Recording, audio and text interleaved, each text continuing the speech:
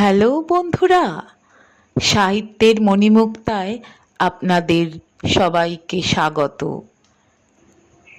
আজ আমি পরশুরাম রচিত রাজভোগ গল্পটি পাঠ করে শোনাচ্ছি। পৌষ মাস, সন্ধেবেলা একটি প্রকাণ্ড মোটর ধর্মতলায় অ্যাংলো মোগলাই হোটেলের সামনে এসে দাঁড়ালো। মোটরটি সেকেলে কিন্তু দামি। চালকের পাশ থেকে একজন চোপদার জাতীয় লোক নেমে পড়ল। তার হাতে আশাসোঁটা নেই বটে, কিন্তু মাথায় একটি জড়ি দেওয়া জাঁকালো পাগড়ি আছে। তাতে রূপোর তকমা আটা, পরনে ইজের চাপকান, কোমরে লাল মখমলের পেটি, তাতেও একটি চাপরাশ আছে। লোকটি তার প্রকাণ্ড গোঁফে তা দিতে দিতে সগর্বে হোটেলে ঢুকে ম্যানেজারকে বলল, পাতিপুর কা রাজা বাহাদুর আয়ে হ্যাঁ। ম্যানেজার রাইচরণ চক্রবর্তী মোটরের দরজার সামনে হাত জোড় করে নতশিরে বলল, মহারাজ, আজ কার মুখ দেখে উঠেছি, দয়া করে নেমে এই গরিবের কুটিরে পায়ের ধুলো দিতে আজ্ঞা হোক। পাতিপুরের রাজা বাহাদুর ধীরে ধীরে মোটর থেকে নামলেন। তার বয়স 70 পেরিয়েছে। দেহ আর পাকা গোঁফ জোড়াটি খুবই শীর্ণ। মাথায় যেটুকু চুল বাকি আছে তাই দিয়ে ঢেকে সিঁথি কাটবার চেষ্টা করেছেন। পরনে জরিপার সূক্ষ্ম ধুতি আর রেশমি পাঞ্জাবি, তার উপর দামি শাল, পায়ে সুঁড়ওয়ালা লাল লপেটা। তিনি গাড়ি থেকে নেমে ভিতরের মহিলাটিকে বললেন, নেমে এসো।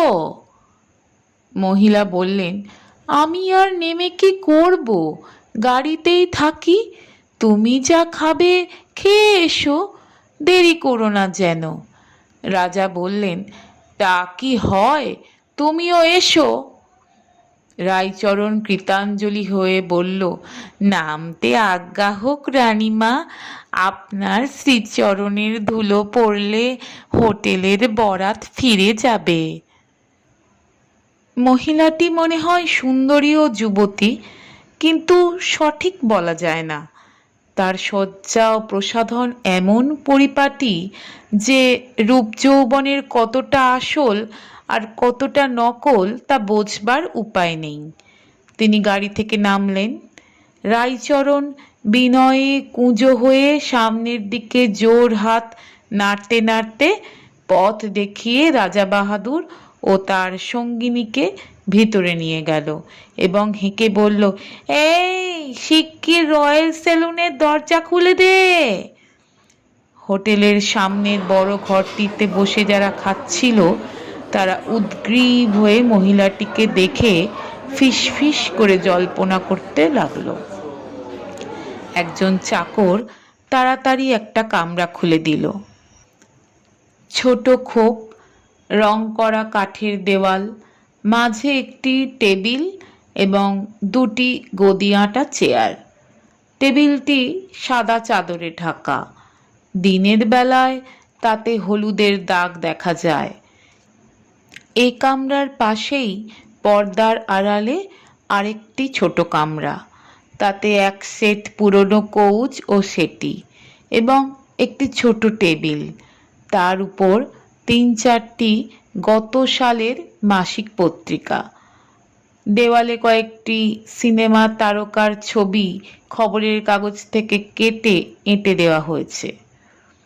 2 মহামান্য অতিথিকে বসিয়ে ম্যানেজার রাইচরণ বলল, হুজুর, আজ্ঞা করুন, কি এনে দেব? রাজা বাহাদুর সাগ্রহে বললেন, তোমার কি কি আছে এখন শুনি। রাইচরণ বলল, আগে 3 রকম পোলাও আছে, ভেটকি মাছের, মটনের আর পাঁঠার। কালিয়া আছে, কোরমা আছে, কোপ্তা আছে, মটন চপ, চিংড়ি কাটলেট, ফাউল রোস্ট, ছানার পুডিং, হুজুরের আশীর্বাদে আরো কত কি আছে। রাজা বাহাদুর খুশি হয়ে বললেন, বেশ, অতি উত্তম। আচ্ছা ম্যানেজার, তোমার এখানে বিরিয়ানি পোলাও হয়? হয় বই কি হুজুর, ঘন্টাখানিক আগে অর্ডার পেলেই করে দিতে পারি। আমি 3 বছর দুম্বাগড়ের নবাব সাহেবের রসুইগড়ের সুপারিনটেন্ডেন্ট ছিলুম কি না, সেখানেই সব শিখেছি। খুব খাইয়ে লোক ছিলেন নবাব সাহেব। এবেলা পছন্দ এক দুম্বা, তো ও বেলা আর এক দুম্বা। বাবুর্চিদের রান্না তার পছন্দ হতো না। আমি তাদের কায়দার অনেক উন্নতি করেছি। তাই জন্যেই তো নবাব বাহাদুর খুশি হয়ে নিজের হাতে ফার্সিতে আমাকে সার্টিফিকেট লিখে দিয়েছেন। দেখবেন হুজুর। থাক থাক, আচ্ছা তোমার কায়দাটা কিরকম শুনি? বিরিয়ানি রান্নার 1 নম্বর বাসমতি চাল, এখন তার দাম 5 টাকা সের। খাঁটি গাওয়া ঘি, ডুমো ডুমো মাংস, বাদাম, পেস্তা, কিশমিশ এবং হরেক রকম মশলা, গোলাপ জলে গোলা খোয়া ক্ষীর, মৃগনাভি সিকিরতি, 10 মোটা ওডি কোলন, আলু একদম বাদ। চাল আর মাংস প্রায় সিদ্ধ হয়ে এলে তার উপর 2 মুঠো পেঁয়াজ কুচি মুচমুচে করে ভেজে ছড়িয়ে দিই। তারপর দমে বসাই। খেতে যা হয় না, সে আর কি বলবো হুজুর। রাজা বাহাদুরের জিভে জল এসে গেল। শ্রুত করে টেনে নিয়ে বললেন, চমৎকার। আচ্ছা, স্বামী কাবাব জানো? হুজুরের আশীর্বাদে মোগলাই, ইংলিশ, ফ্রেঞ্চ হেন রান্না নেই যা এই রাইচরণ চক্রবর্তী জানে না। মাংস পিষে তার সঙ্গে ছোলার ডাল বাটা আর পেস্তা বাদাম মেশাতে হয়। তাতে আদা, হিং, পেঁয়াজ, রসুন, গরম মশলা ইত্যাদি পড়ে। তারপর চ্যাপ্টা লেচি গড়ে চাটুতে ভাজতে হয়। সেই হলো শাম্মী কাবাব। ওফ, যা খেতে হয় না হুজুর, বলবার কথা নয়। রাজা বাহাদুর আবার শ্রুত করে জিভের জল টেনে নিলেন। তারপর বললেন, আচ্ছা রাইচরণ, রোগন জুস জানো? মহিলাটি অধীর হয়ে বললেন, আহ, ওসব জিজ্ঞাসা করে কি হবে? যা খাবে তাই আনতে বলো না। রাজা বাহাদুর বলেন, আহাহা, ব্যস্ত হও কেন, খাওয়া তো আছেই। আগে একবার রায়চরণকে বাজিয়ে নি। রায়চরণ বলল, বাজাবেন বই কি হুজুর, নিশ্চয়ই বাজাবেন। রোগন জুস হচ্ছে। মহিলাটি আস্তে আস্তে উঠে পাশের কামরায় গিয়ে মাসিক পত্রিকার পাতা উল্টাতে লাগলেন। রাইচরণ আবার বলতে লাগলো, রোগন জুস হচ্ছে খাসি বা দুম্বার মাংস শুধু ঘিয়ে সিদ্ধ, জল একদম বাদ। ভারী পোস্তাই হুজুর, 7 দিন খেলে লিকলিকেল রোগালোকেরও গায়ে গত্তি লেগে ভুঁড়ি গজায়। তুমি তো অনেক রকমই জানো হে দেখছি। আচ্ছা, মুর্গ মুসল্লাম তৈরি করতে পারো? নিশ্চয় পারি হুজুর, 1 ঘণ্টা আগে অর্ডার দিতে হয়। অনেক লটখটি কিনা। বাবুর্চিদের চাইতে আমি ঢের ভালো বানাতে পারি। আমি নতুন কায়দা আবিষ্কার করেছি। একটি বড় আস্ত মুরগি, তার পেটের মধ্যে মাছের কোপ্তা, ডিম আর কুঁচো চিংড়ি দেওয়া কচু শাকের ঘন্ট, অভাবে লাউ চিংড়ি আর দই, কচুর শাক। আরে রাম রাম! না হুজুর, মুরগির পেটে সমস্ত জিনিস ভরে দিয়ে সেলাই করে হাঁড়ি খাবারের মতন পাক করতে হয়। সুসিদ্ধ হয়ে গেলে মুরগি, কুচো চিংড়ি, শাক, দই সমস্ত কিছু মিশে গিয়ে এক হয়ে যায়। খেতে যা হয় সে আর কি বলবো হুজুর। রাজা বাহাদুর এবারে আর সামলাতে পারলেন না, খানিকটা নাল টেবিলে পড়ে গেল। একটু লজ্জিত হয়ে রুমাল দিয়ে মুছে ফেলে বললেন, ওহে রায়চরণ, উত্তম সরভাজা খাওয়াতে পারো? হুজুরের আশীর্বাদে কি না পারি। সরভাজার রাজা হলো গোলাপি গাই দুধের সরভাজা। নবাব সিরাজউদ্দৌলা যা খেতেন। কিন্তু 10 দিন সময় চাই মহারাজ, আর শখানিক টাকা খরচা মঞ্জুর করতে হবে। গোলাপি রঙের গরু হয় নাকি? না হুজুর, একটি ভালো গরুকে 7 দিন ধরে স্রেফ গোলাপ ফুল, গোলাপ জল আর মিছরি খাওয়াতে হবে। খড়, ভুসি, জল একদম বারণ। তারপর সে যা দুধ দেবে তার রং হবে গোলাপি, আর খোসবাই ভুর ভুর করবে। সেই দুধ ঘন করে তার সর নিতে হবে, আর সেই দুধ থেকে তৈরি ঘি দিয়েই ভাজতে হবে। রসে ফেলবার দরকার নেই, আপনি মিষ্টি হবে। গরু মিষ্টি খেয়েছে কিনা? সে যা জিনিস, অমৃত কোথায় লাগে! কেষ্টনগরের কারিগররা তা দেখলে হতাশায় গলায় দড়ি দেবে। কিন্তু এত গোলাপ ফুল খেলে গরুর পেট ছেড়ে দেবে না? রায়চরণ গলার স্বর নিচু করে বলল, কথাটা কি জানেন মহারাজ? গোলাপ ফুলের সঙ্গে খানিকটা সিদ্ধি বাটাও খাওয়াতে হয়, তাতে গরুর পেট ঠিক থাকে, আর সরভাজাটিও বেশ মজাদার হয়। চমৎকার চমৎকার! এইবারে হুজুর আজ্ঞা করুন, কি কি খাবার আনবো? আমি নিবেদন করছি কি, আজ আমার যা তৈরি আছে সবই কিছু কিছু খেয়ে দেখুন। ভালো জিনিস, নিশ্চয়ই আপনি খুশি হবেন। এরপরে একদিন অর্ডার মতন পছন্দসই জিনিস তৈরি করে হুজুরকে খাওয়াবো।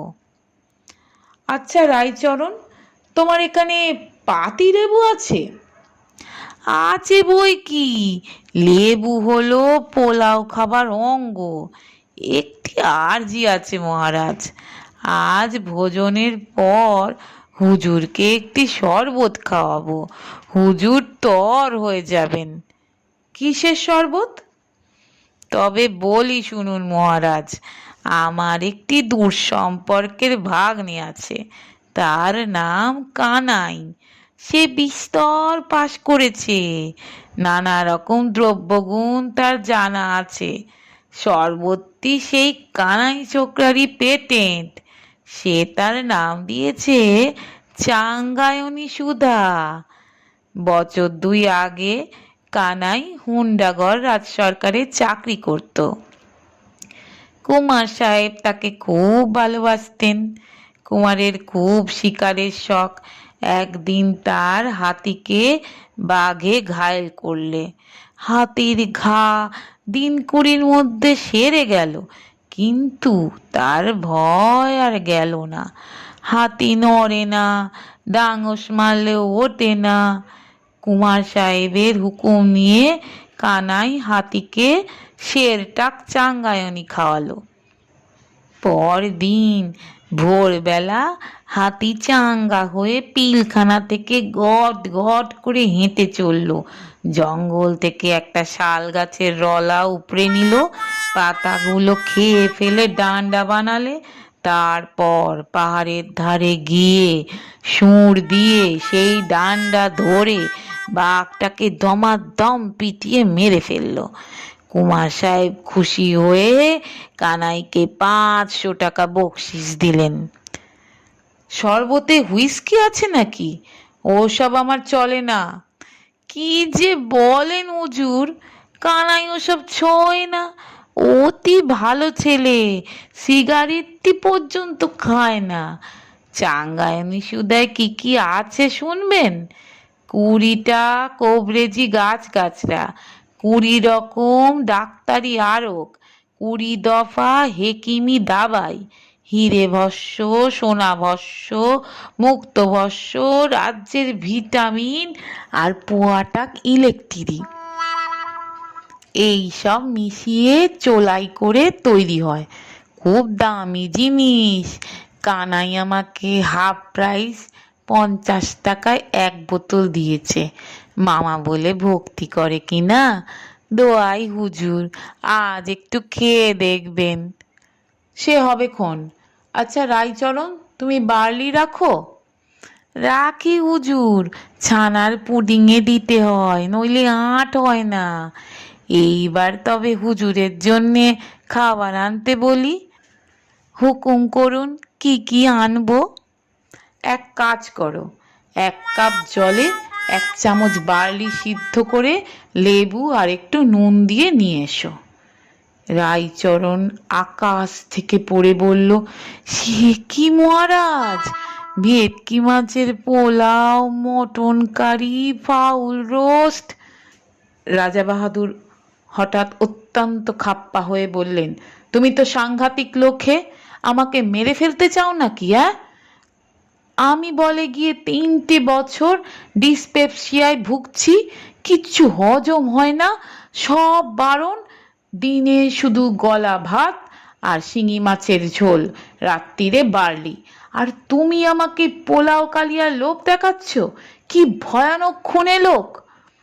রাইচরণ মর্মাহত হয়ে চলে গেল এবং একটু পরে 1 বাটি বার্লি এনে রাজা বাহাদুরের সামনে ঠক করে রেখে বলল, এই নিন। তারপর রাইচরণ পর্দা ঠেলে পাশের কামরায় গিয়ে মহিলাটিকে বলল, রানীমা, আপনার জন্য একটু ভেটকি মাছের পোলাও, মটন কারি আর ফাউল রোস্ট আনি? খেপেছেন? আমি খাবো আর ওই হ্যাংলা বুড়ো ফ্যাল ফ্যাল করে চেয়ে দেখবে, গলা দিয়ে নামবে? তবে একটু চা আর খান কতক চিংড়ি কাটলেট এনে দেব রানীমা। রানী ফানি নই, আমি নক্ষত্র দেবী। আর একদিন আসবো খন স্টুডিও ফেরত, ডিরেক্টর হাঁদুবাবুকেও নিয়ে আসবো।